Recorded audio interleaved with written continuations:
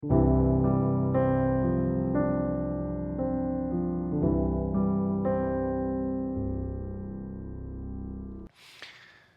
본문은 사도 바울이 로마의 차가운 지하 감옥에서 자신의 죽음을 직감하며 영적 아들 디모데에게 남기는 최후의 유언입니다. 오늘 본문 1절, 2절을 보면 하나님 앞과 살아있는 자와 죽은 자를 심판하실 그리스도 예수 앞에서 그가 나타나실 것과 그의 나라를 두고 엄히 명하노니 너는 말씀을 전파하라. 때를 얻든지 못 얻든지 항상 힘쓰라. 범사에 오래 참음과 가르침으로 경책하며 경계하며 권하라. 엄히 명하노니 무엇을 엄히 명령하고 있는가? 너는 말씀을 전파하라. 때를 얻든지 못 얻든지 항상 힘쓰라는 것입니다. 사도 바울이 사랑하는 이들과의 떠남을 준비하며 남기는 마지막 메시지였습니다. 예수님께서 부활하시고 승천하시면서 마지막으로 우리에게 남기신 메시지 또한 이 말씀과 닮아 있습니다. 사도행전 1장 7절로 8절, 우리가 잘 아는 말씀이지만 제가 한번 읽어드려 보겠습니다. 이르시되 때와 시기는 아버지께서 자기의 권한에 두셨으니 너희가 알 바 아니요 오직 성령이 너에게 임하시면 너희가 권능을 받고 예루살렘과 온 유대와 사마리아와 땅끝까지 이르러 내 증인이 되리라 하시니라. 사랑하는 성도 여러분, 절대로 우리가 오해해서는 안 되겠습니다. 우리 인생의 목표가 남들과 같이 보란듯이 잘 먹고 잘 사는 내 가족들과 아무 문제 없이 행복한 삶을 누리는 것, 그 정도에서 그쳐서는 안 될 것입니다. 왜냐하면 우리에게 사명이 있기 때문입니다. 저는 나이가 너무 많은데요, 저는 가진 것도 없고 할 줄 아는 것도 없는데요. 아니요, 우리 모두 각자에게 맡겨진 사명이 있음을 믿으시기 바랍니다. 예수 그리스도의 증인이 되어서 빛으로 소금으로 그리스도의 편지로 향기로 각자에게 맡겨진 자리에서 때를 얻든지 못 얻든지 최선을 다하여 복음을 전파하는 삶. 그것이 바로 내가 이 땅에서 살아가는 이유요, 목적이요, 결국인 줄로 믿습니다. 세상 사람들은 돈을 멋지게 벌어서 보란듯이 그 성공을 만끽합니다.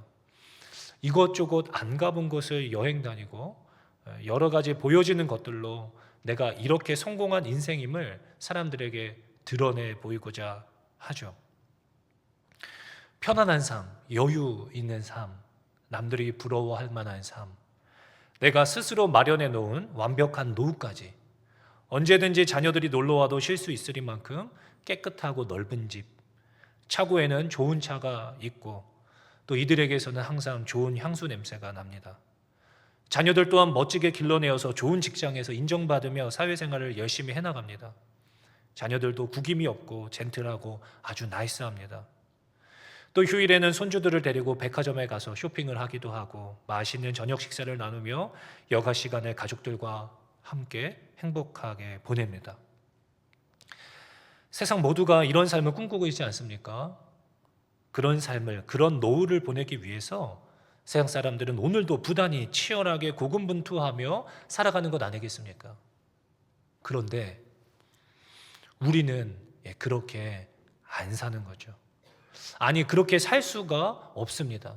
설령 고액의 연봉을 또는 그런 수입이 내게 있다 하더라도 그들과는 전혀 다른 삶을 살아갑니다. 왜 그렇습니까? 오늘 1절 말씀에 하나님 앞과 살아있는 자와 죽은 자를 심판하실 그리스도 예수 앞에서 그가 나타나실 것과 그의 나라를 두고 엄히 명하노니, 살아있는 자와 죽은 자를 심판하실 그리스도 예수 앞에서 그가 나타나실 것과 그의 나라를 두고 엄히 명하노니, 우리는 심판이 있음을 알기 때문에 그 심판장 되신 예수 그리스도 앞에 서게 될 날이 멀지 않았음을 알고 있기 때문에 우린 도저히 그렇게 살 수가 없는 겁니다. 그의 나라를 두고 엄히 명하노니, 더불어서 저 천국이 있음을, 지옥이 있음을 알고 있기 때문에 잠시 머물다 떠나는 이 땅에서 그렇게 호의호식하며 내가 주인된 삶을 도무지 살 수가 없는 겁니다. 이런 거죠.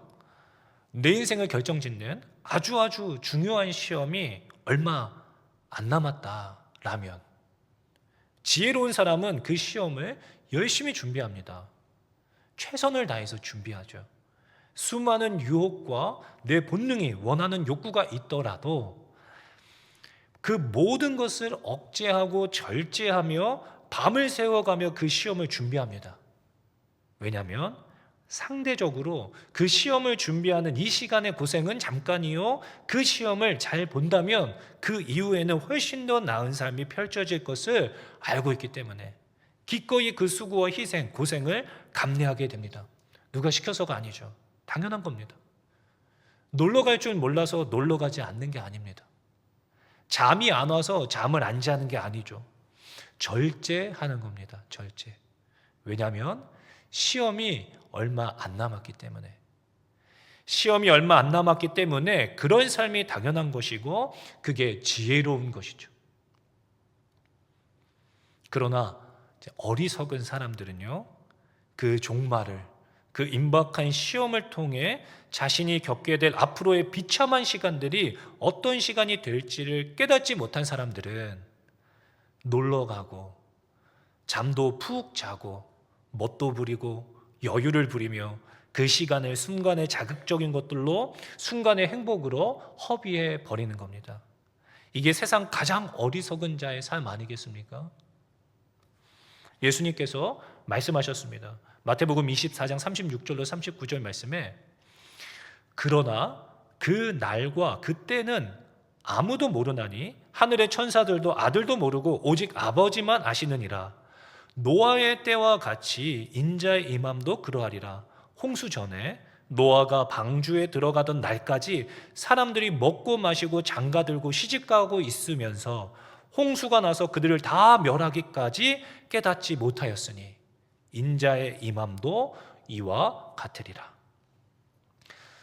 사랑하는 성도 여러분, 성경은 하나님께서는 우리에게 사랑한다라고 말씀하시지만 반면에 계속적으로 우리에게 경고하고 계십니다. 마지막 때 심판의 날이 있음을 분명히 기억해라. 그날은 누군가에게는 영광스러운 날이요, 그간의 모든 수고와 눈물이 위로받고 영원한 기쁨에 참여하게 되는 생애 최고의 날이 될 것입니다. 그러나 누군가에게는 상상치도 못했던 가장 공포스러운 날, 최악의 끔찍한 날이 될 것입니다. 자기 혼자만이 아닙니다. 그토록 아끼고 사랑하였던 자신의 가족들과 함께 고통스러운 마지막을 맞이하게 될 것입니다. 얼마나 무섭습니까? 누구 하나 예외가 없습니다. 아무리 하나님은 사랑이시라 말하여도 그날에는 도무지 다른 방법이 없습니다. 우리 모두 그 심판의 날, 예수님 앞에 서게 될 그날이 다가오고 있음을 기억하시기 바랍니다. 결국 그날에는 이 땅에서의 삶으로 하나님 앞에 서게 될 것입니다. 로마서 2장 6절로 8절 말씀해 보니까 하나님께서 각 사람에게 그 행한 대로 보응하시되 참고 선을 행하며 영광과 존귀와 썩지 아니함을 구하는 자에게는 영생으로 하시고 오직 당을 지어 진리를 따르지 아니하고 불의를 따르는 자에게는 진노와 분노로 하시리라. 요한계시록 22장 12절에는 이렇게 기록되어 있습니다. 보라, 내가 속히 오리니 내가 줄 상이 내게 있어 각 사람에게 그 행한 대로 갚아 주리라. 그런데 우리가 어떻게 이 말씀을 분명히 들어 알고 있음에도 불구하고 어떻게 세상 사람들과 똑같이 세상 부귀 영화를 쫓아 마치 이 땅에서의 삶이 전부인 것처럼 그렇게 순간을 위해 영원한 것들을 내어 던져버리고 살 수 있겠습니까? 앞으로 다가올 그날에 대한 아무런 두려움 없이 어떻게 그렇게 살아갈 수 있겠습니까?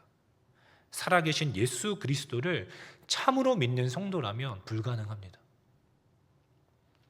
2절 말씀입니다. 너는 말씀을 전파하라. 때를 얻든지 못 얻든지 항상 힘쓰라. 범사의 오래 참음과 가르침으로 경책하며 경계하며 권하라.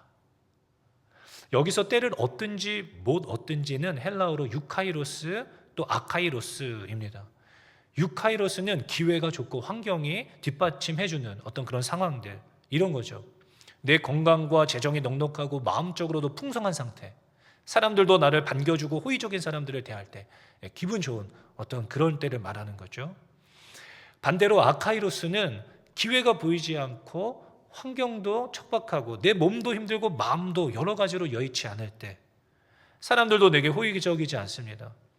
그런 사람들과 함께 할 때에도, 이런 때에도 말씀을 전하라는 거죠.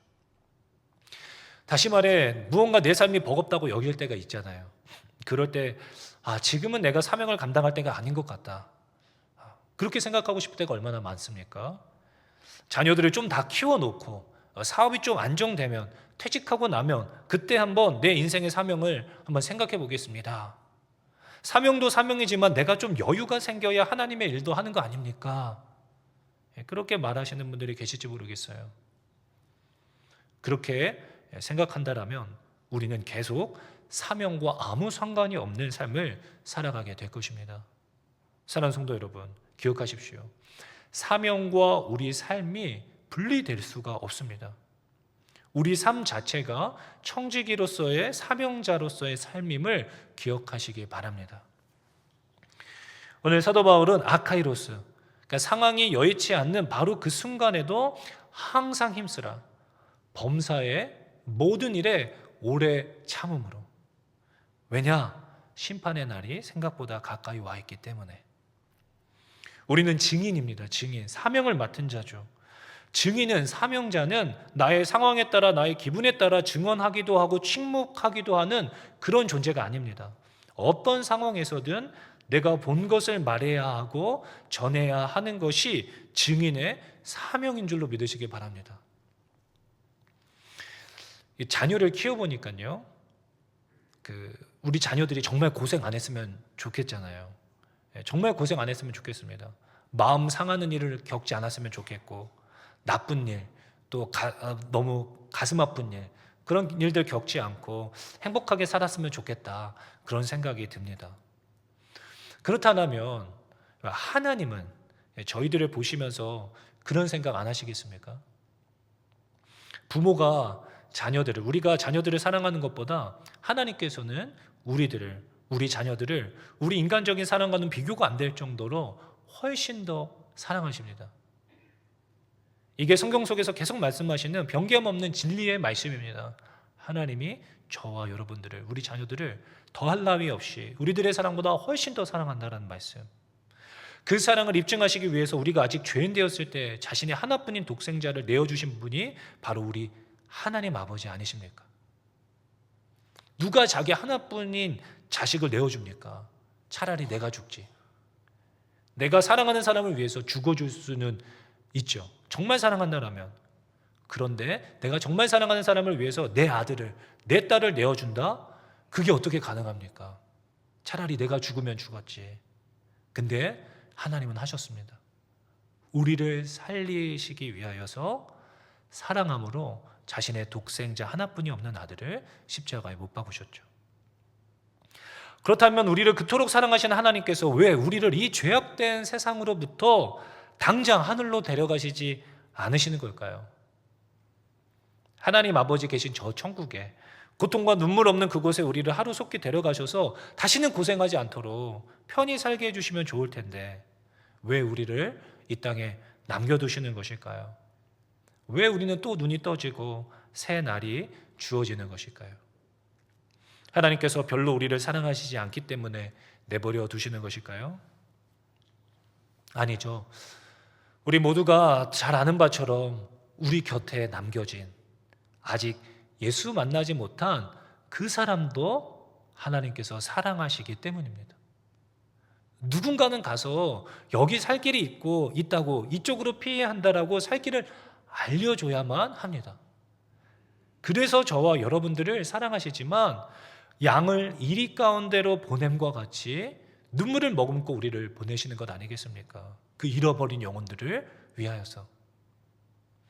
제가 사역을 하면서 느끼는 거지만 교회에 새로 등록하신 분들이나 또는 삶의 이런저런 모양으로 힘들게 생활하시는 분들 계시거든요.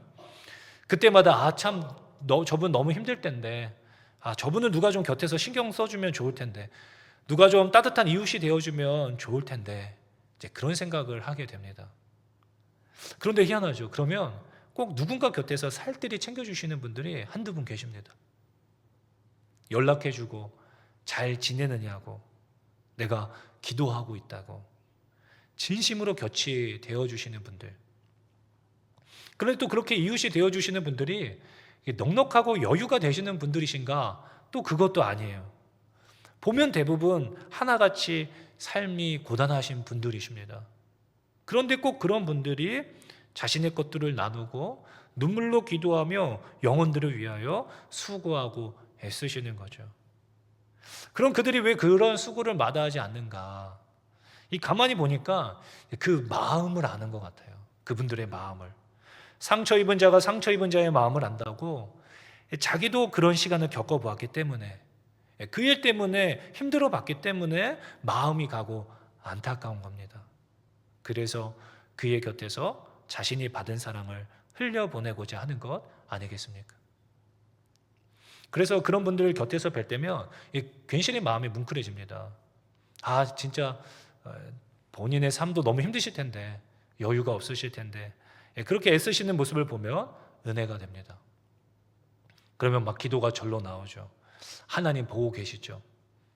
하나님 약속하신 것처럼 저분에게 보란 듯이 갚아주십시오. 꼭 갚아주세요. 너무 감사한 마음에 그런 기도가 막 절로 나옵니다. 제가 청년 사역할 때도 자녀를 제게 부탁하시면서, 목사님, 제 아들, 딸 교회에 잘 적응할 수 있도록 좀 믿음 좋은 그런 친구들을 좀 꼭 좀 붙여주세요. 그런 막 부탁을 하시거든요. 그럼 그 아이와 잘 맞을 것 같은 친구들을 같이 불러서 같이 밥도 먹고 차도 마시면서 좀 친해질 수 있도록 자리를 마련해 주죠. 그러면 이후에 서로가 마음이 잘 맞아서 좋은 친구가 되면 교회에 훨씬 더 수월하게 잘 적응하고 교회에 잘 다닐 수 있게 됩니다. 그러면 부모님들이 그렇게 고마워하세요. 저한테도 그렇지만 그 친구한테, 자기 딸을 위하여, 자기 아들을 위해 교회에 잘 적응할 수 있도록 도와준 그 친구에게 눈물 나도록 고마워하시더라고요. 그런데 이제 그 마음이 뭔지 알겠어요. 저도 아이를 키워보니까 그런 믿음의 좋은 친구를 꼭 만날 수 있도록 기도하게 되더라고요. 하나님, 힘들고 어려울 때마다, 흔들릴 때마다 서로를 믿음으로 지켜주고 세워줄 수 있는 좋은 믿음의 친구들을 사귈 수 있게 해주십시오. 그런 친구, 그런 동역자를, 그런 공동체를 허락해 주시고 그런 배우자를 만날 수 있게 해주십시오. 힘들고 어려울 때 곁에서 힘이 되어주고 주님께로 붙잡아 줄 수 있는 그런 친구, 동역자들이 있다면 우리 인생이 얼마나 풍성해지겠습니까? 결국에 이게 우리 하나님 아버지의 마음이시겠구나. 우리를 죽도록 사랑하시는 그 하나님께서 그런 자녀를 사랑하는 부모의 마음으로 먼저 된 우리들을 보내시는 거구나. 정말 저 아이 곁에, 저 아무도 모르게 눈물 흘리고 있는 저 인생에게 누군가 곁이 되어줄 수 있다면, 내 마음을 전해줄 수 있다면 정말 좋겠는데, 거기 그렇게 있지 말고 여기 살 길이 있다라고 알려주면 좋을 텐데. 그래서 이런 주님의 마음으로 충만케 되면, 주의 영으로 충만케 되면 누가 시켜서가 아니라 진정으로 이 복음을, 내가 누리고 있는 이 풍성한 은혜를 저 죽어가는 자들에게 전하고자 하는 강한 열망이 생깁니다. 막 전도가 하고 싶어지죠. 막 말씀을 전하고 하나님이 여기 계시다라고 말하고 싶은 마음이 막 생깁니다. 사도행전 1장 8절 말씀입니다. 오직 성령이 너희에게 임하시면, 성령이 너희에게 임하시면 너희가 권능을 받고 예루살렘과 온 유대와 사마리아와 땅끝까지 이르러 내 증인이 되리라 하시니라. 작년에 청년 한 명이 조심스럽게 제게 그런 나눔을 해주었던 적이 있었습니다. 택시를 타고 택시 기사 아저씨와 이렇게 대화를 나누는데 이상하게 그 아저씨를 위하여서 기도해드리고 싶다는 마음이 들었다는 거예요. 근데 이 청년이 성격이 그런 친구가 절대 아니거든요. 너무너무 소극적이고 내성적인 친구인데 계속 대화를 나누는 내내 그런 마음이 들어서 계속 이거 어쩌지? 어떻게 하지? 막 그런 마음이 들다가 집에 도착을 다 해서 하는 수 없이 그냥 내렸다는 거예요. 근데 집에 들어가자마자 막 울었다는 거예요. 왜 울었냐면 너무 속상해서. 기도를 해드리지 못한 게 너무 속상해서 집에 들어가자마자 막 울었다는 겁니다.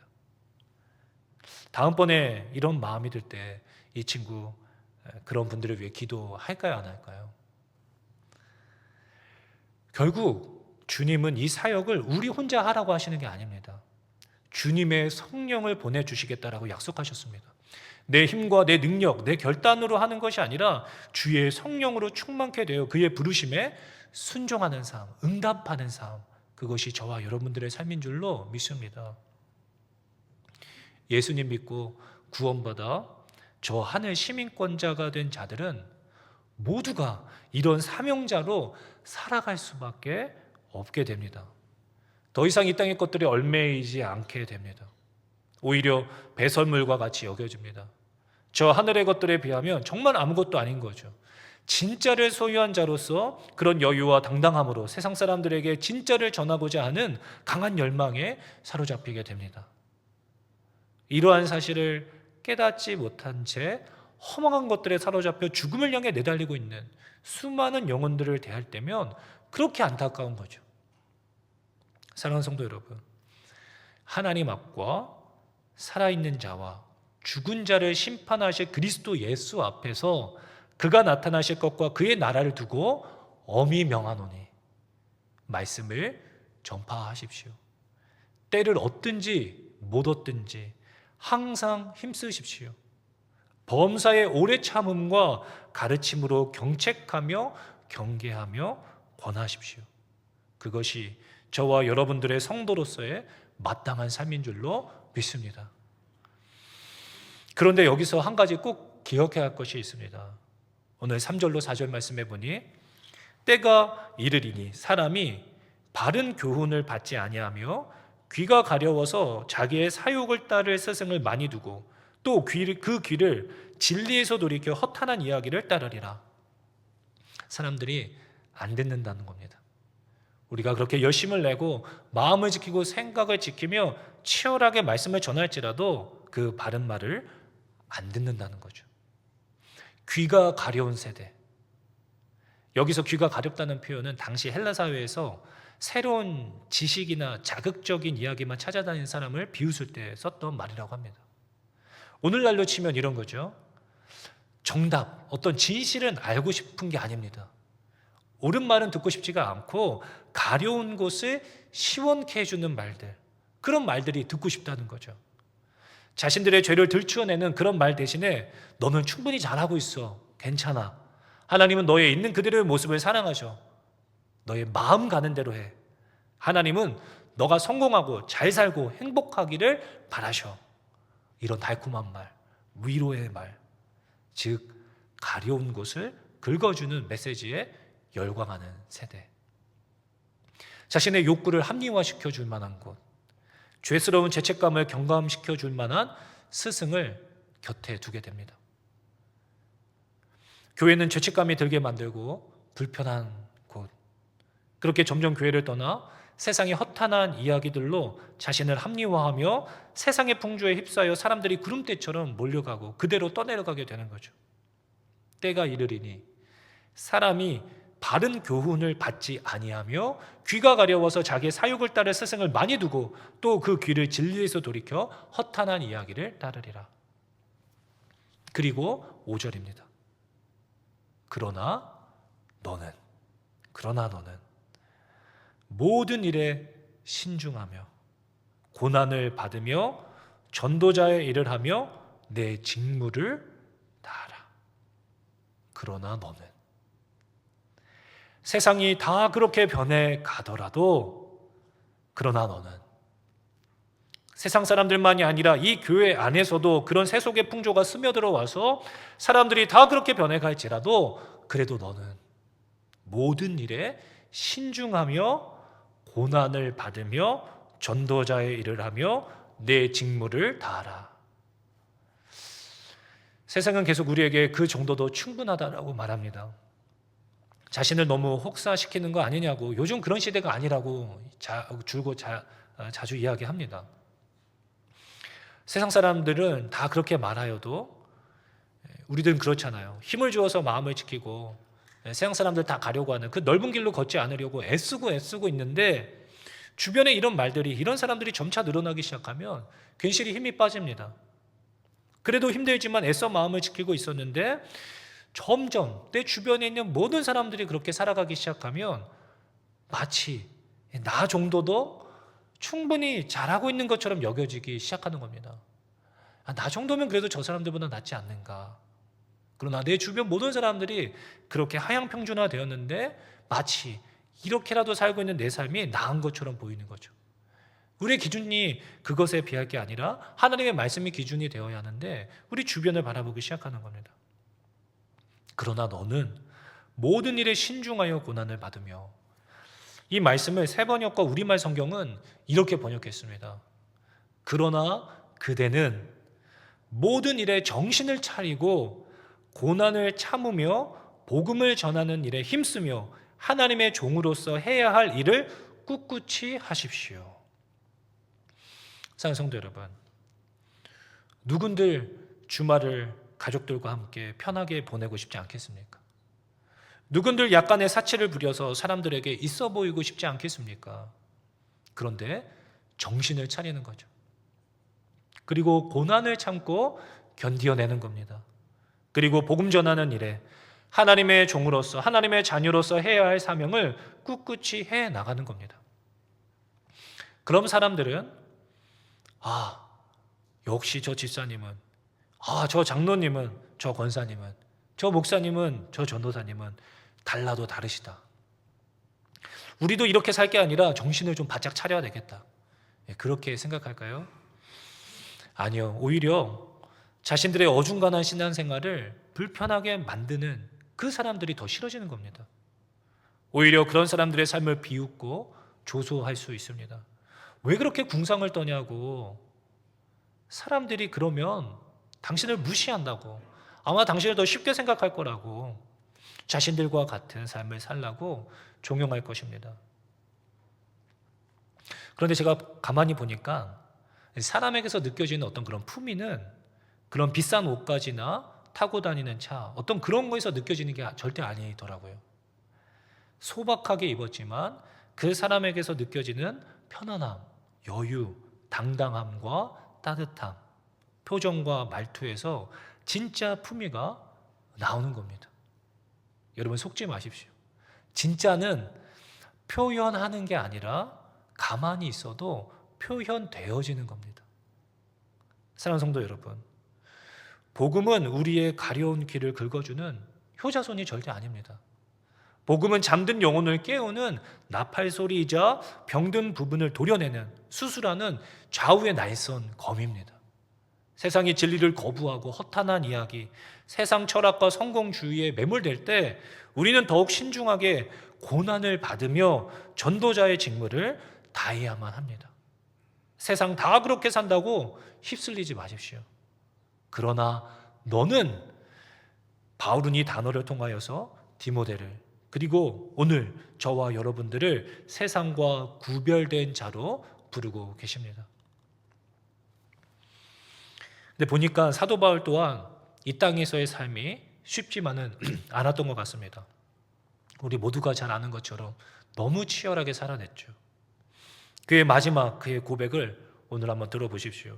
7절 말씀입니다.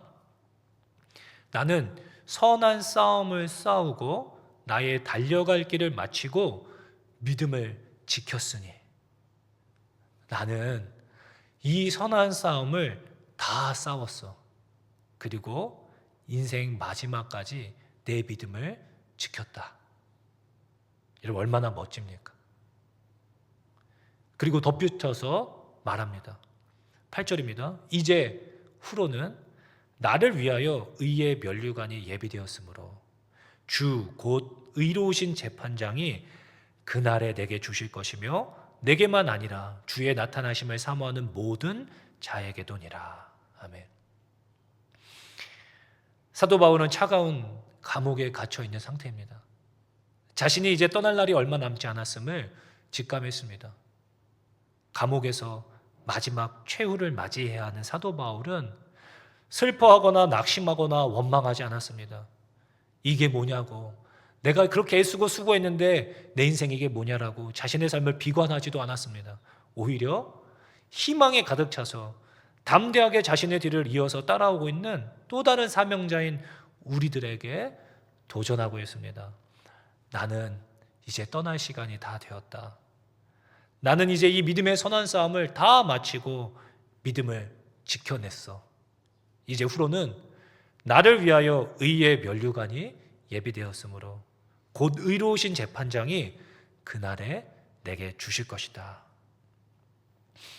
여러분 한번 생각해 보신 적 있으십니까? 여러분들의 이 땅에서의 마지막 날, 어떻게 나의 마지막 임종의 때가 어떤 모습이 될지 모르겠지만 내 숨결이 바람되는 그날, 항상 사람들을 떠나보냈었는데 이제 내가 가족들 곁을 떠나야 하는 날, 곁에 있는 사람들에게 마지막으로 어떤 말을 해주시고 떠나시겠습니까?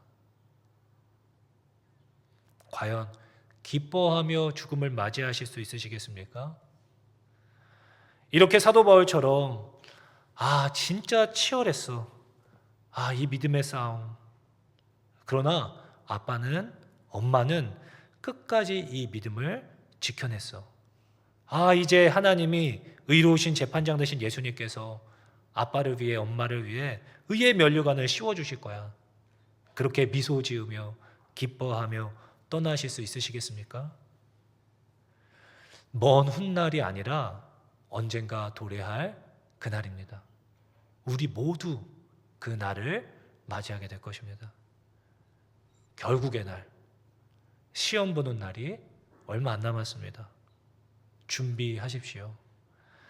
본문은 바울은 저와 여러분에게 엄히 명령합니다. 때를 얻든지 못 얻든지 복음을 전파하는 증인이 되라. 세상은 계속 간지러운 곳을 긁어주는 화려한 곳으로 사람들이 몰릴 것입니다. 그것을 이상하게 여기지 마십시오. 당황할 필요도 없죠. 사람들은 조롱하고 예수님 이야기하는 우리를 핍박할 것입니다.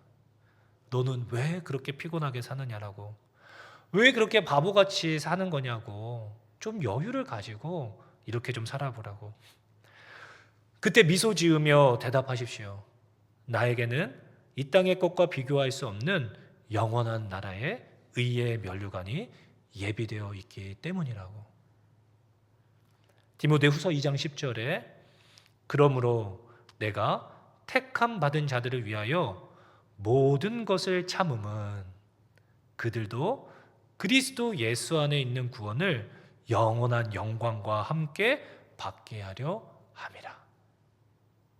우리 모두 또한 모든 것을 참음은 이 사도 바울과 같은 사명 때문인 줄로 믿습니다. 우리 떠나는 그날 영원한 영광을 위해 모든 것을 참으며 승리함으로 환희에 차서 찬양을 부르며 기쁨으로 주님의 품에 안기실 수 있는 저와 여러분 모두 되실 수 있으시기를 예수님의 이름으로 축원합니다. 기도하겠습니다.